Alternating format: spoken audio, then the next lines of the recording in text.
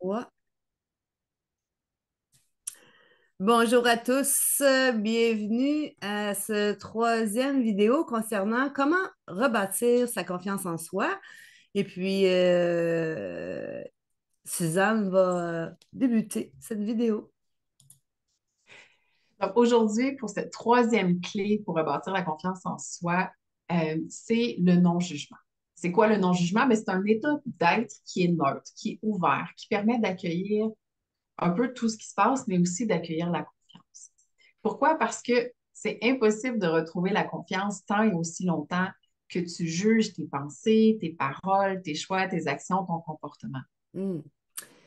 Et pourquoi le non-jugement? Parce que la posture neutre est nécessaire pour pas tomber dans les fameux conditionnements puis les histoires qu'on amplifie puis qui amènent des peurs et des risques puis qui te rend hyper vigilant ou hyper vigilante. Accueillir ce qui est sans sentir le besoin de le changer ou de le manipuler ou de le tourner à sa façon pour que ça soit encore mieux pour nous, mais ça te permet d'apprécier les opportunités, les surprises de la vie autrement. Donc, on les accueille avec curiosité, on les accueille avec ouverture au lieu d'être en contraction, en défense, en évitement ou même en déni. Mhm. Puis là, on vous amène deux bémols par rapport au non-jugement parce qu'on s'entend que le non-jugement, pas facile à mettre en place. Donc, le premier bémol, le non-jugement, bien sûr, c'est un muscle à exercer qui se développe avec les expériences qu'on vit, puis avec la pratique. Donc, pour pouvoir bien capter son sens du non-jugement, il faut d'abord, bien sûr, l'avoir vécu puis l'avoir reçu. D'où l'importance de trouver des milieux, des groupes, un environnement qui te permet d'être toi-même, d'être sans filtre, pour être vu, entendu, valorisé, honoré, pour sentir le non-jugement, puis vraiment ressentir c'est quoi le non-jugement. Mm. Puis la deuxième bémol qu'on veut juste rappeler, c'est que les mêmes 6 clés sont nécessaires pour établir une relation de confiance avec l'autre. Donc, oui, il y a la présence, le temps et l'espace, mais il y a aussi les trois autres qu'on va discuter dans les prochaines vidéos. Donc, la liberté d'action qui est associée à la notion de choix, la liberté d'être qui est associée à la notion de respect et la sécurité qui permet la cohérence et qui permet la prévisibilité dans la relation. Hmm. Puis toutes ces clés-là, premièrement, il faut les appliquer à soi pour les voir chez les autres, hein, on ne se le cachera pas. Donc, faut pas juger quand on se juge soi-même. Bon, puis ou juger les autres. Donc, l'importance de pouvoir de prendre un pas de recul, s'observer, pourquoi que le jugement ou la réaction est apparue, pourquoi que c'est là, pourquoi que je vis ça, mais sans se flageller puis se marteler dessus. Ça veut dire qu'il y a quelque chose qui se cache derrière, puis qu'il y a un besoin, qu'il y a besoin d'être compris, puis il y a besoin d'être considéré tout simplement. Pourquoi est-ce qu'on parle de non-jugement? Parce que tant qu'on reste dans le jugement, c'est comme si on refuse une partie, on est en train de rejeter une partie. Puis pour être confiant en nous, ben, il faut accueillir toutes nos parties, puis il faut être fier de qui on est. Donc, comment installer le non-jugement? Ben, les premières étapes, c'est celles qu'on a parlé au début. C'est la présence dans le ici et maintenant. Pourquoi? Parce que ça permet d'accueillir et de réagir à la situation du moment.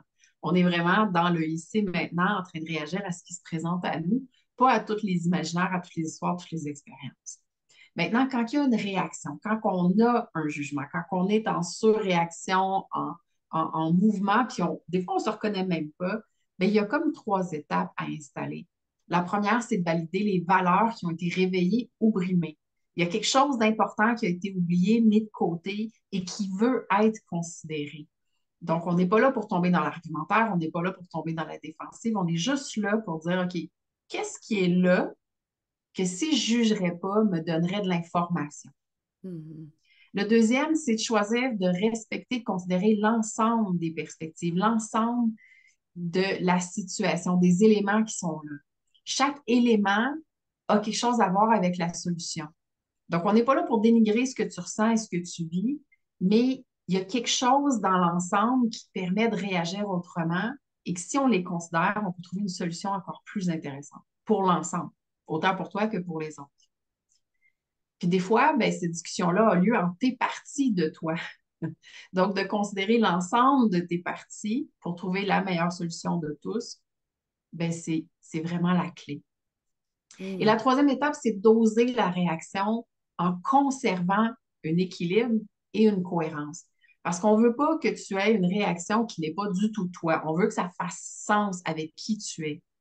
Donc, tu n'es pas là pour avoir besoin d'avoir raison. Il ne faut pas non plus avoir une réaction pour essayer de contrôler l'autre ou contrôler un impact, mais bien pour que ça fasse sens, que ça soit équilibré et que ça fasse partie d'un mouvement qui est naturel pour toi.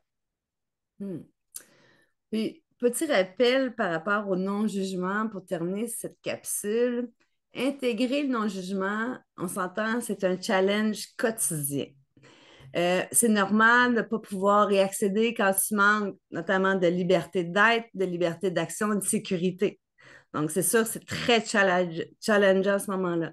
C'est pourquoi la présence, être en sa présence, le temps et l'espace deviennent tellement des clés dans les moments de contraction de résistance. Quand tu vis des moments trash, c'est tellement important de revenir dans sa présence, puis se donner du temps, puis de l'espace pour accueillir ces moments-là. Puis c'est en te permettant justement d'explorer avec non-jugement tes réactions après coup que tu peux mieux comprendre ce qui est venu te chercher, ce qui te permet de recadrer ta perception, tes attentes puis tes réactions futures. Donc, par rapport à toi, puis par la suite, tu verras comment tu peux dealer avec les autres. Ben, premièrement, tu deals avec toi-même. C'est ça. On a créé les rendez-vous Respire qui nous permettent d'être présents dans l'espace et le temps, mais aussi dans un esprit de non-jugement. Comme on l'a dit tantôt, il faut qu'on puisse être vu et entendu dans le non-jugement pour pouvoir apprendre à se l'offrir à nous-mêmes. Puis c'est ce qu'on offre dans les rendez-vous Respire. Donc, c'est tous les premiers mardis du mois. Le lien va être sur Facebook et sur notre site web. Venez nous voir à www.tonspace-transition.com et venez faire partie de notre rendez-vous Respire dans le prochain mois. Et au plaisir de se revoir et ça sans jugement. Ouais.